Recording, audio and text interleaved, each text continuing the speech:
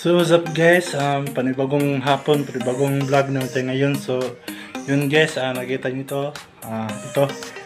So ngayon, nakauwi na ako dito sa aming probinsya, dito sa Laboyo, Tangkod City. So ilang years din ako hindi nakauwi dito. So ngayon, surprisehin natin si mama na uuwi tayo dito sa bahay. So nakita nyo yan guys, kita niyo yan.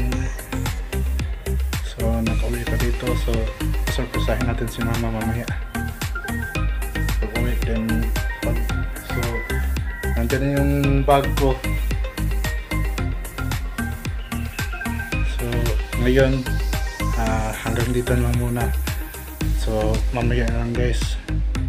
So sa lahat na hindi pa nakasubscribe sa aking YouTube channel, please subscribe my YouTube